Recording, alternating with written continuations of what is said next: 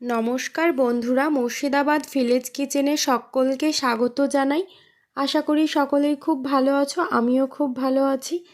তো দেখো বন্ধুরা, এখন বাজে 5টা 15 থেকে 20। তো আমি চলে এসেছি ছাদে। বাড়ির পেছন দিকটা তোমাদের একবারকে দেখাই, কত সুন্দর লাগছে, তাই ভাবলাম তোমাদের সঙ্গে একবার শেয়ার করি। তো বাড়ির পেছনে দেখো, আমাদের বাড়ির বাঁদিকে একটা বাঁশের ঝাড় আছে। তো বাঁশ গাছের ওপরে পাখি বসে আছে। পাখিগুলো দেখো কত সুন্দরভাবে উঠছে, আবার গাছের উপরে গিয়ে বসছে, ভারী সুন্দর লাগছে দেখতে। তো তোমরা দেখো, এগুলো কি পাখি আমি ঠিক বলতে পারবো না। মাছের লেজের দিকটা যেমন হয়, পাখির লেজটাও ঠিক সেই রকম। কত সুন্দর খেলা করছে। তো তোমাদের আশা করি ভালো লাগলো।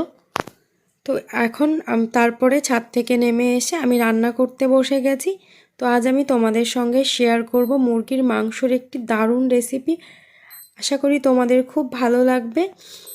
তো চলো বন্ধুরা, রান্নাটা শুরু করা যাক। এখানে দেখো, আমি উনুনটা জেলে দিয়েছি। আর চিকেনটা রান্না করার জন্য নিয়েছি 1 কিলো চিকেন। এখানে নিয়েছি রসুন, নিয়েছি আদা কুচি। আদাটা আমি 2 ইঞ্চির একটু বেশি নিয়েছি। আর নিয়েছি এখানে 250 গ্রাম মতো পেঁয়াজ, একটা ছোট সাইজের ক্যাপসিকাম, আর এখানে নিয়েছি 2 টেবিল চামচ গোটা জিরে। আর এখানে নিয়েছি আলু। আলুগুলো আমি একটু ছোট দেখেই নিয়েছি, এটা দিয়ে কিন্তু খেতে খুবই ভালো লাগে। আর এখানে নিয়েছি লঙ্কার গুঁড়ো, আর নিয়েছি গরম মশলা গোটা। তো উনুনে কড়াই বসিয়ে দেওয়ার পরে কড়াইটা গরম হয়ে গেছিলো। তারপরে আমি এখানে দিয়ে দিয়েছি সর্ষের তেল। তেলটা গরম হওয়া পর্যন্ত একটু অপেক্ষা করব, যতক্ষণ না তেলটা একটু গরম হয়। তো তেলটা গরম হয়ে গেছে, তারপরে আমি জল থেকে আলুগুলো তুলে তেলের উপরে দিয়ে দিচ্ছি। আলুগুলো দেওয়ার সময় কিন্তু একটু সাবধানে দিতে হবে, যাতে হাতে তেলটা ঠেকে না যায়, সেই দিকে খেয়াল রাখতে হবে। তো আলুগুলো খুব ভালো করে ভেজে নেব। আলুটা দেওয়ার পরে একটু নেড়ে নেব প্রথমে।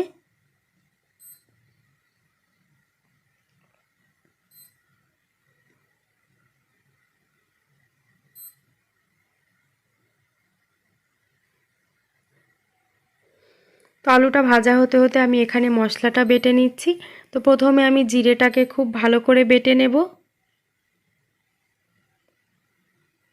বাটা মশলায় মাংসটা কিন্তু খেতে বেশি ভালো লাগে। তোমরা চাইলে সব মশলাগুলোকে মিক্সচারেও পেস্ট করে নিতে পারো। তো আলুগুলো দেখো মোটামুটি একটু ভাজা হয়েছে। এবার আমি উল্টে দিলাম অন্য দিকটা ভাজা হওয়ার জন্য।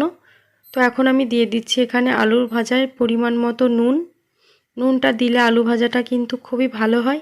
আলুর ভেতরে নুনটাও যায়, টেস্টটাও যেন একটু বেশি লাগে।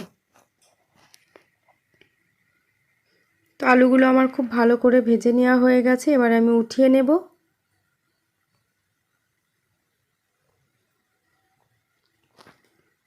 আলুগুলো সব উঠিয়ে নিয়েছি। এবারে ফোড়নে দিয়ে দিলাম গোটা জিরে, তারপরে দিয়ে দিলাম একটা বড় সাইজের তেজপাতাকে কেটে, আর দিলাম 2টো শুকনো লঙ্কা। এবারে দিয়ে দিচ্ছি গোটা গরম মশলা। সব ফোড়নগুলো মোটামুটি 20 থেকে 25 সেকেন্ড ভাজার পরে এখানে 200 গ্রাম মতো কুচি করে কেটে রাখা পেঁয়াজ আমি দিয়ে দেব। তো পেঁয়াজটাকে খুব ভালো করে ভেজে নিতে হবে।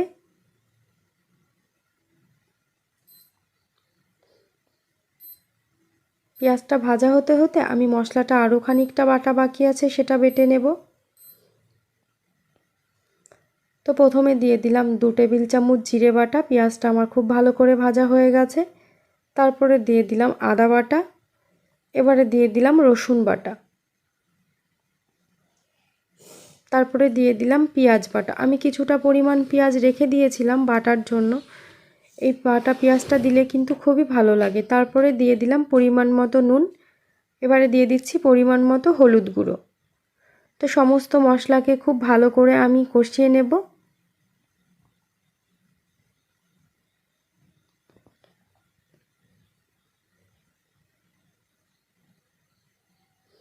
তো মশলাটা 4 থেকে 5 মিনিট কষানোর পরে এবারে আমি দিয়ে দিচ্ছি আগে থেকে কেটে রাখা কাঁচা লঙ্কা। এখানে আমি 10-12টা কাঁচা লঙ্কা কেটে দিয়ে দিয়েছি।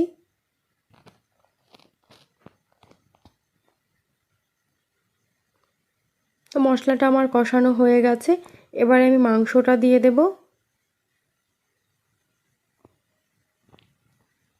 মাংসটা দিয়েও আমি খুব ভালো করে কষিয়ে নেব।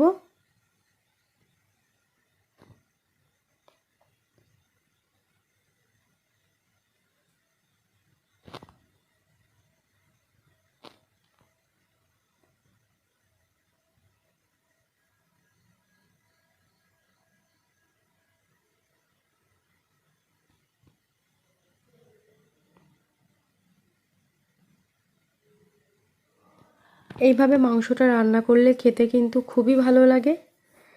তো মাংসটা আমি একটু ঢাকা দিয়ে দিয়ে কষাবো, তাতে করে কিন্তু মাংসটা খুব সুন্দর সফট হবে আর খেতে খুবই ভালো লাগে।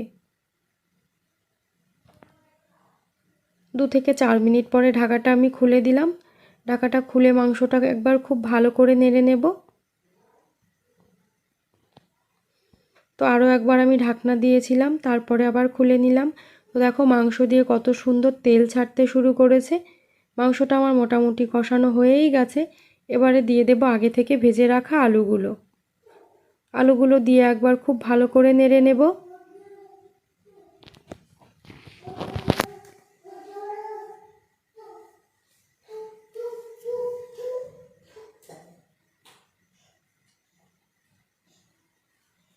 এবারে দিয়ে দিলাম লঙ্কা গুঁড়ো। লঙ্কা গুঁড়োটা আমি একটু পরেই ব্যবহার করছি।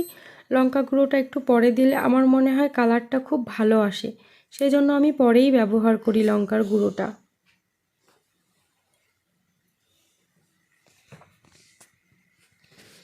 তো লঙ্কার গুঁড়োটা দিয়েও আমি খানিকক্ষণ মাংসটা কষিয়ে নেব, মোটামুটি 2 থেকে 4 মিনিট মতো।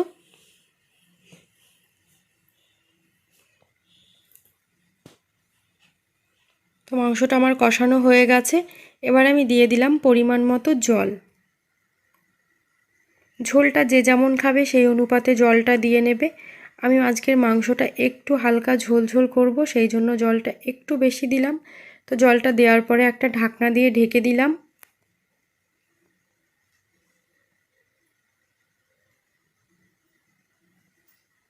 পাঁচ মিনিট পরে আমি ঢাকাটা খুলে নিলাম। তো দেখো এবারে আমি নিয়ে নিয়েছি গোটা গরম মশলা। এখানে সমস্ত গরম মশলায় গোটাটা নিয়ে ভালো করে বেটে নিতে হবে।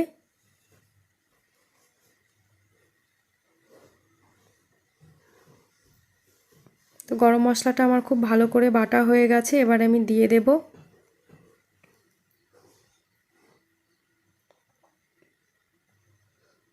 তোমরা চাইলে এখানে গুঁড়ো গরম মশলাও ব্যবহার করতে পারো। গরম মশলাটা দেওয়ার পরে একবার খুব ভালো করে নেড়ে নিয়েছি। তারপরে দিয়ে দিলাম ক্যাপসিকামটা। ক্যাপসিকামটা শেষের দিকে দিলে হালকা একটু শক্ত ভাব থাকে, সুন্দর একটা ফ্লেভারও পাওয়া যায় আর খেতেও কিন্তু খুবই ভালো লাগে। আর ক্যাপসিকামের রঙটাও কিন্তু বেশ সবুজ থাকে।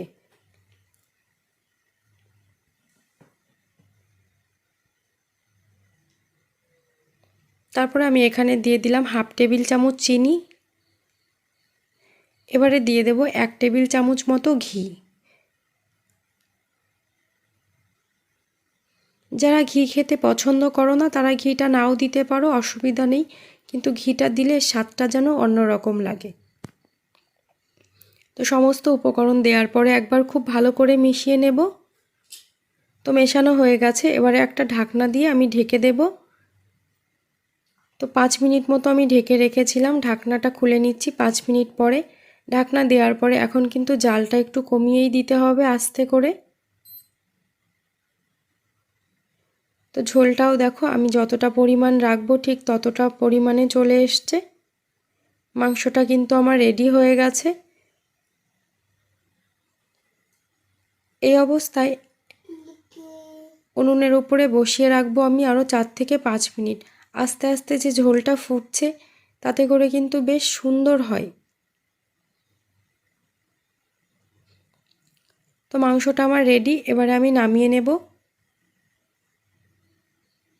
তোমাদের একবার দেখাই কেমন হয়েছে কালারটা। তো কত সুন্দর একটা কালার এসছে দেখো, এটা খেতেও কিন্তু খুবই ভালো হয়। তো আমার এই রেসিপিটা যদি বন্ধুরা ভালো লাগে প্লিজ আমার চ্যানেলটাকে সাবস্ক্রাইব করে পাশে থেকো, আমাকে সাপোর্ট করো। সকলে খুব ভালো থেকো, সুস্থ থেকো। আজ এই পর্যন্ত।